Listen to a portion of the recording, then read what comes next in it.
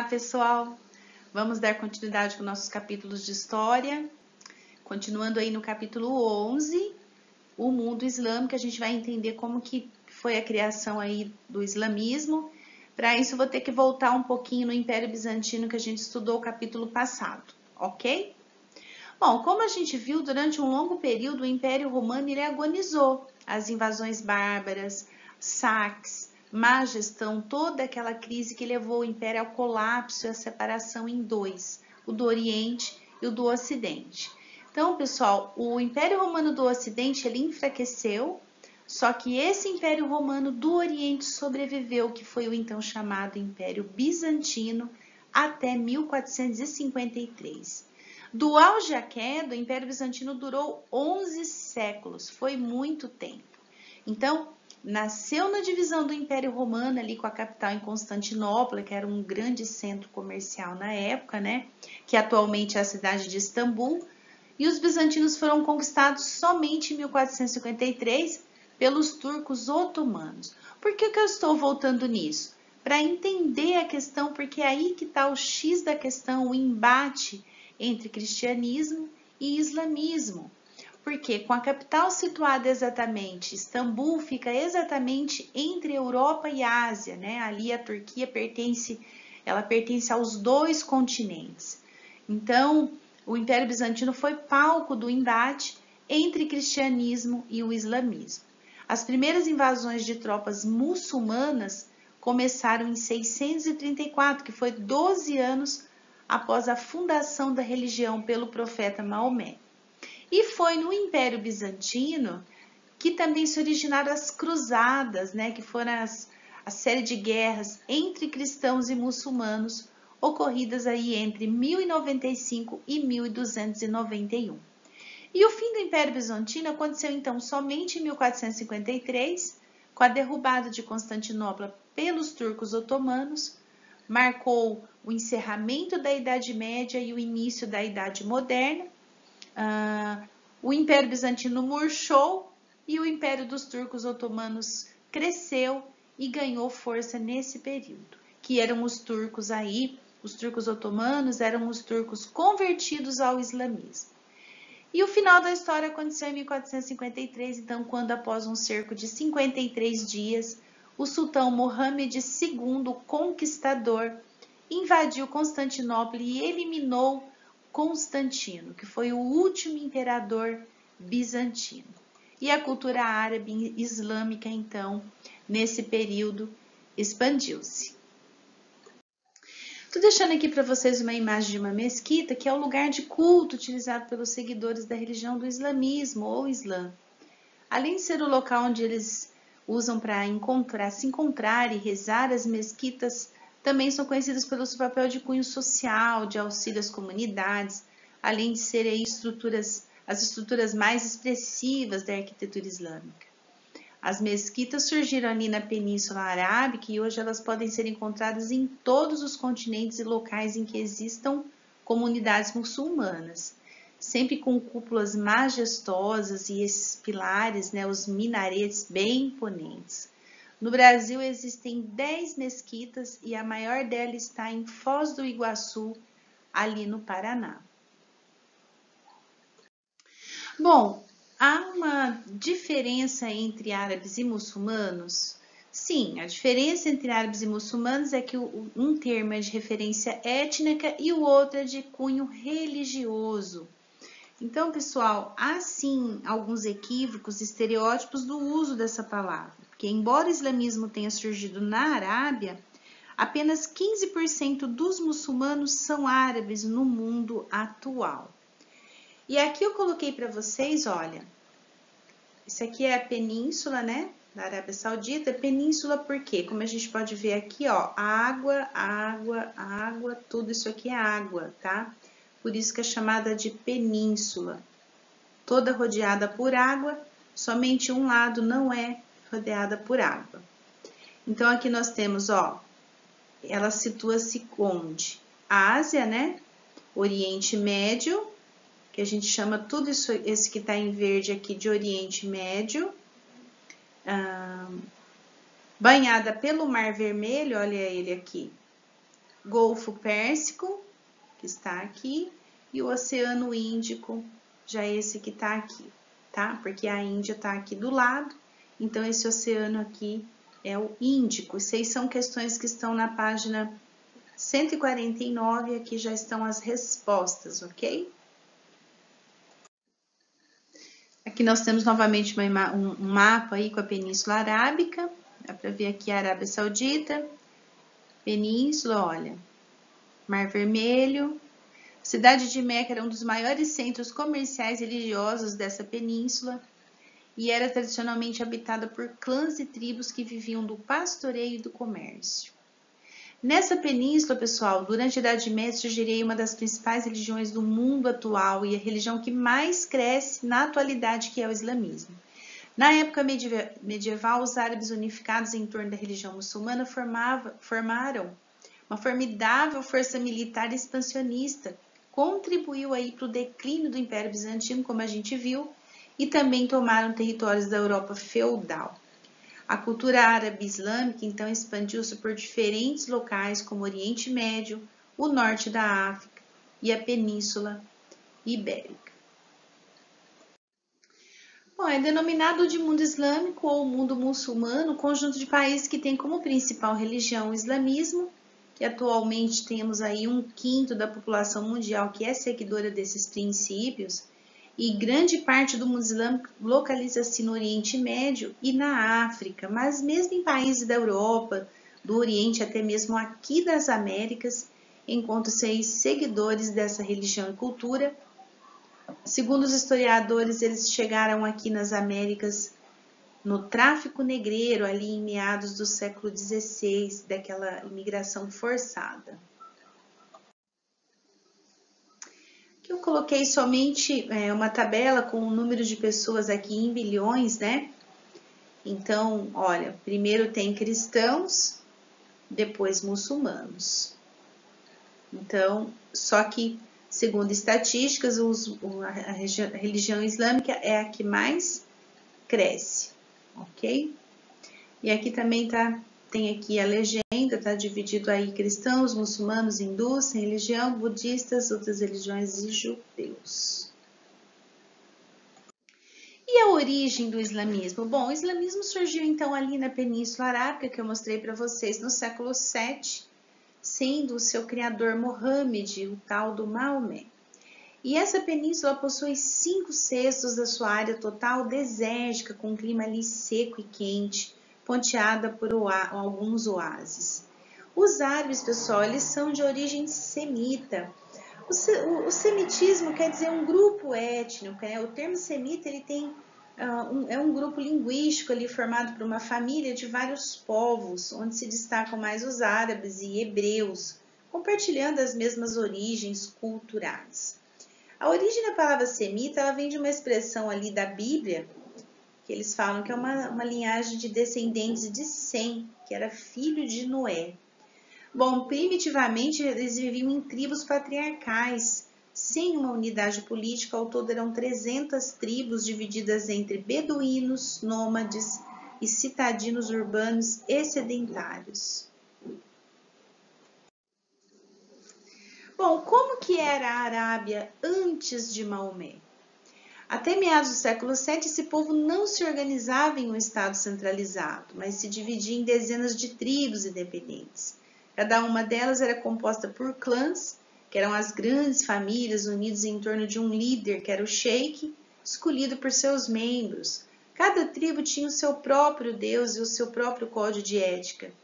E para os árabes, a tribo vinha em primeiro lugar. Qualquer ameaça a qualquer um de seus integrantes era considerada uma ameaça coletiva. Aqui tem uma foto dos povos beduínos do deserto, que eram aqueles que faziam aquelas caravanas, né, nos camelos e faziam ali alguns comércios, andava dias e dias por esses desertos. A história árabe pode ser dividida em 2 períodos.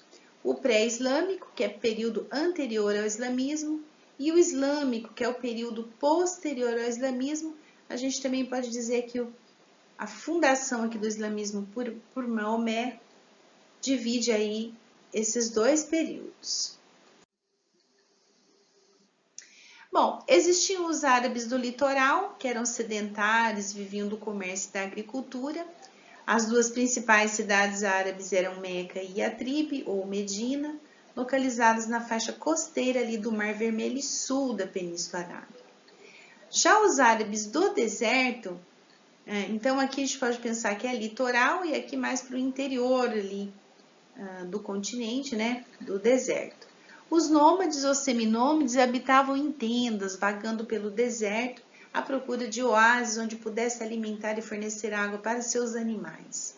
Eles eram agressivos e vivendo em constantes conflitos uns com os outros. Além do pastoreio, também realizavam ataques e saques a outras tribos e caravanas. A Arábia pré-islâmica, antes do Islã, os povos árabes eram politeístas, ou seja, eles acreditavam em vários deuses, né? E acreditavam em espírito, em gênios. Cada elemento da natureza, clã, tribo, elementos naturais como o sol e a lua, estavam sob a proteção de uma divindade específica. Sobre Meca, bom, no final do século VI, a cidade de Meca se tornou a mais importante delas, né, nessas rotas então comerciais. Era controlada pela tribo dos Coraíchitas, que desenvolveram um rico comércio. Além disso, Meca era também um centro de peregrinação religiosa, pois ali se encontrava a Caaba, que é o mais importante dos templos árabes. A Caaba é o nome dessa pedra aqui. Esse templo em formato de cubo, na época abrigava os ídolos, que eram 365 deuses das várias tribos. Na Caaba estava a Pedra Negra, um símbolo máximo ali da fé islâmica, que segundo a tradição foi trazida à terra pelo arcanjo Gabriel.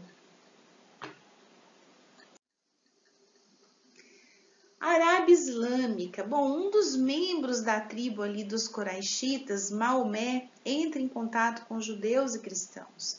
Maomé começa a pregar a crença monoteísta, né, de um só Deus, o que fez com que ele fosse expulso de Meca. E essa então é chamada hégira ou fuga.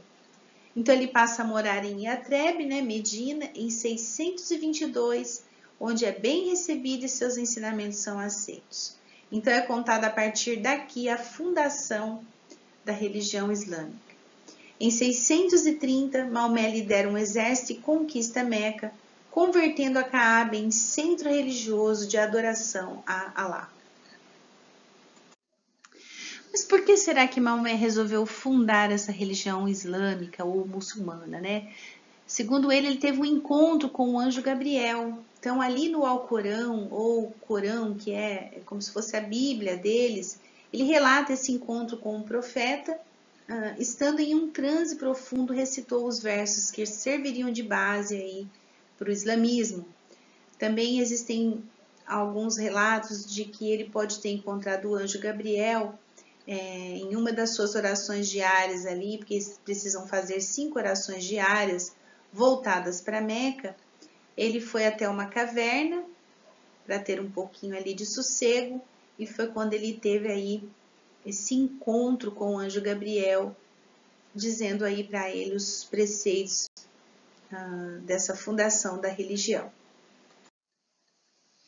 Bom, na fé islâmica, então, eles são monoteístas, ou seja, eles acreditam em um só Deus, no caso é Alá. Alá para eles significa grande, assim como para a gente nós temos Deus, Jesus Cristo, Espírito Santo, para eles é somente Alá. Por mais de 3 anos, Maomé relutou em defender a crença no Deus único, pois sabia que as tribos não aceitariam um poder que fosse maior e que pudesse agir além de suas próprias condutas religiosas e éticas. Lembra que eu disse para vocês que no início eles eram politeístas, tá? Depois, Maomé começou a pregar, então, a crença em um Deus único.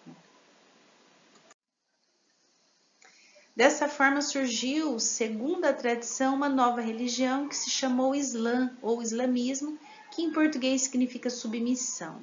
O seguidor do Islã se chama muslim ou muçulmano, fiel, crente. Maomé passou a ser considerado o selo dos profetas, ou seja, o que veio aí depois de todos os profetas judeus e cristãos, onde Cristo é visto como um profeta pelos muçulmanos para finalizar a revelação divina. Quais são os 5 pilares aí da fé islâmica?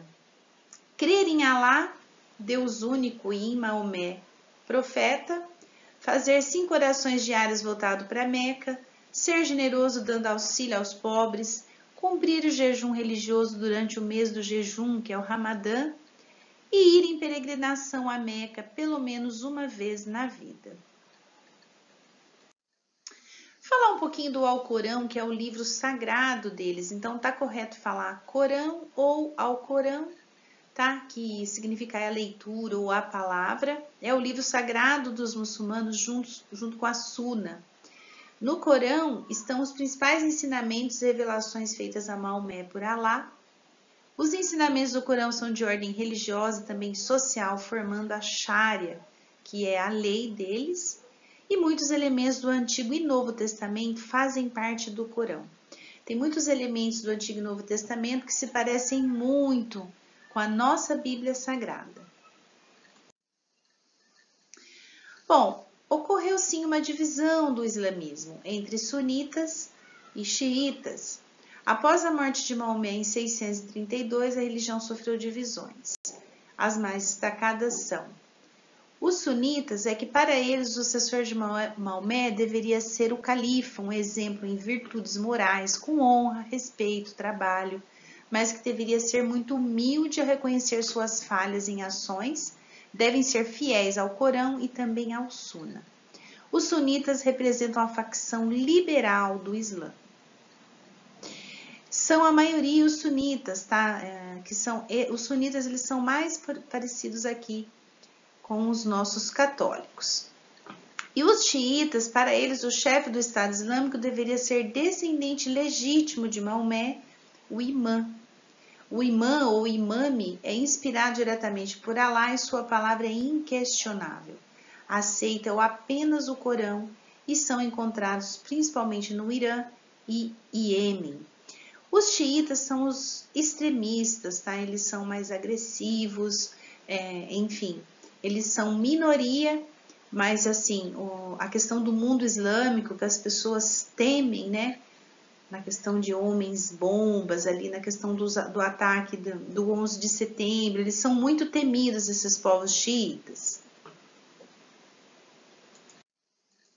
Como que ocorreu essa expansão árabe, que foi bem grande? Vamos observar o mapa aí da página 153. A gente percebe, olha, esse laranja mais escuro são as conquistas até a morte de Maomé. Depois esse laranja um pouco mais claro até 661 depois de Cristo, tá? E na terceira expansão, esse amarelo mais claro aqui, ó, é o sul ali da Europa, onde tem Portugal e Espanha, né, que a gente chama de Península Ibérica. Então chegou até a Península Ibérica. Olha aqui um pouquinho no sul da Itália, todo esse norte da África aqui, mais essa parte aqui da Ásia. Bom, as duas principais cidades da Arábia, Meca e Medina. Na primeira expansão, as regiões conquistadas foram toda a parte oriental até o Egito, aqui, né? Ó, a parte oriental na primeira expansão, até aqui um pouquinho do Egito. Na segunda expansão, as regiões conquistadas formam aí o noroeste da China, norte da África e a Península Ibérica, conforme eu mostrei para vocês. E na terceira expansão, as regiões conquistadas foram o sul da Península Itálica, Sardenha e Sicília, que foi aqui. A terceira expansão até que foi bem menor. Bom, o comércio era uma das principais atividades exercidas aí pelos muçulmanos, principalmente nas cidades. Foram eles que criaram meios jurídicos relacionados ao comércio, como os cheques, letras de câmbio, recibos e bancos. Dominava o comércio com várias partes do mundo, dominando aí as rotas marítimas e terrestres. As caravanas, pessoal, atravessavam o deserto continuamente. Obras de irrigação, fertilização e uma variada produção agrícola garantiam aí o desenvolvimento de mercadorias e produtos como trigo, algodão, arroz, cana-de-açúcar, entre outros. E desenvolveram a pecuária na criação de cavalos, bois, carneiros e camelos. E como que foi o declínio desse império? Bom, o Império Islâmico enfrentou muitas crises também internas desde o século XVIII, devido principalmente à rivalidade entre os califas, o que levou ao desmembramento do império, formando-se assim estados muçulmanos independentes. Também existia muita rivalidade entre aqueles lá que a gente viu que eram os xiitas e os sunitas, porque eles questionavam muito a descendência de Maomé. Fatores externos, como a reação dos povos conquistados, também ajudaram para a desagregação do império, e porém o Oriente Médio e o Norte da África são até nossos dias predominantemente muçulmanos. Bom, e a cultura árabe, assim, toda essa difusão de descobertas e conhecimentos, né, que a gente tem uma gama de conhecimentos aí que a gente sabe que tem origem árabe. A busca pelo conhecimento é uma premissa dessa religião islâmica, daí terem desenvolvido várias e importantes invenções e descobertas nas mais diversas áreas do conhecimento. Olha, não sei se vocês sabiam, mas em química, álcool, açúcar, o nitrato de prata, o carbonato de sódio, novas fórmulas para a produção de vidro, esmaltes cerâmicos. Na medicina, cirurgias e as causas de algumas moléstias, como sarampo. Na matemática, a utilização do zero e dos algarismos arábicos, a álgebra, etc. Na filosofia, a tradução das obras de Aristóteles e Platão foram eles que fizeram. Na física, a ótica com o desenvolvimento de lentes. E na astronomia, o astrolábio e outros instrumentos de medição e orientação espacial. Bom, na questão da cultura árabe também, nós temos aí na literatura, né, o clássico As Mil e Uma Noites, tem herança cultural na música, na dança, nos perfumes e cosméticos, são muitos elementos culturais.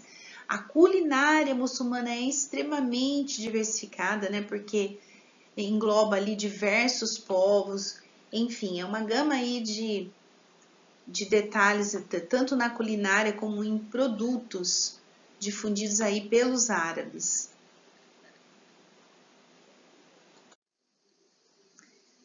Os árabes também desenvolveram uma arte riquíssima, da representação da figura humana, desenvolvimento aí de formas artísticas, pessoal, como os arabescos, mosaico, caligrafia, tapeçaria, pintura, literatura. A arquitetura árabe deixou marcas profundas no mundo ocidental. Alguns palácios na Espanha são célebres por sua beleza e construções de técnicas como das mesquitas, né, dos jardins murados, os pisos ornamentados, com mosaicos, as treliças, os azulejos, enfim. A arquitetura árabe é bem bonita. A presença muçulmana ali na Península Ibérica, Portugal e Espanha, deixou uma herança muito significativa aqui para a cultura brasileira.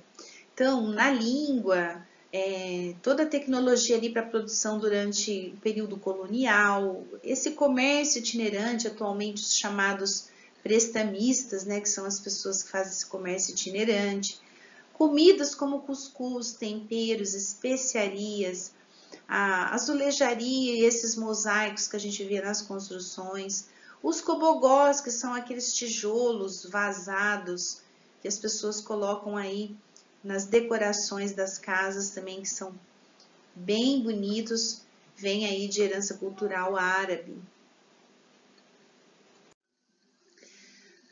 Pessoal, o mundo islâmico hoje, a maioria das críticas ao mundo muçulmano relaciona-se assim com a sua limitada representação democrática, principalmente para aqueles povos, os xiitas que eu falei para vocês, que são mais extremistas, com uma significativa repressão aos direitos do que se afasta ali das regras impostas pelas sociedades islâmicas. Então, eles fogem um pouco ali dos direitos humanos, direitos democráticos. E atualmente 23% da população mundial é de origem muçulmana e, como eu falei para vocês também é a religião que mais cresce. Estimativas atuais concluem que o número de muçulmanos no mundo aí seja de cerca de 1 bilhão e 600 milhões de pessoas. São maioria em 49 países, com aproximadamente 60 línguas e vêm de diversas origens étnicas. O árabe é a língua oficial deles, inclusive litúrgica, ou seja, aquelas que eles usam para fazer os cânticos ali nas mesquitas. Bom, e uma curiosidade, por que será que a mulher muçulmana usa o véu? Bom, chamado de hijab, ele faz com que as mulheres sejam como pérolas preciosas, né? E conchas guardadas ali para que ninguém brinque com elas, usando ali como um objeto de distração. Então, essas pérolas ficam ali reservadas embaixo do véu, guardadas por uma questão de protegê-las ali dos malfeitores. E é nessa ordem de ideia que o Islã tem recomendado à mulher muçulmana de se proteger de olhares de pessoas curiosas e daqueles ali que se preocupam somente em apreciar a beleza das mulheres. Então tem também a mulher, quando ela é casada, não gosta que o seu marido dirija seu olhar a uma outra mulher mais bela que ela, ou seja, então todas ficam protegidas. E ademais o uso do hijab também é benéfico para o homem, porque ele se reserva a sua energia fazendo uso daquilo que é benéfico, em vez de ficar dependendo aí da apreciação desta mulher ou daquela. Aqui tem a quantidade de islâmicos pelo mundo. O cinza, pessoal, é onde tem de 0 a 1. O azul mais clarinho que existe, de 1 a 5. Depois aqui está em tom gradual de azul, né? 5, 25, 25, 50 e assim vai. O mais forte, que é de 90 a 100 habitantes por quilômetro quadrado. Então, essa parte aqui que vocês podem ver, ó. O norte da África, todo o Oriente Médio, aqui tem também um pouquinho aqui do sul da Europa, tá? Pra gente ter uma noção aqui no mapa. Tarefas da semana, pessoal. Eu quero esses exercícios do capítulo. Enumerem, por favor, de 1 a 16, tá? Porque aqui, como eu fui pegando de quadrante, eu montei, então tem até o 7º, depois começa no 1, tá vendo? Então, terminando aqui no 7º, coloquem 8, 9, 10, 11, 12, 13, 14, 15, 16. Então, são 16 exercícios aí bem legais. Deem uma boa lida no capítulo antes de responder, ok? Pessoal, então é isso. Deem uma boa lida nesse capítulo. Responda as questões que já vai servir aí para um ótimo roteiro depois para vocês fazerem as provas, ok? Precisando de mim, estou à disposição. Fiquem bem, fiquem com Deus. Beijão no coração. Até mais. Tchau, tchau.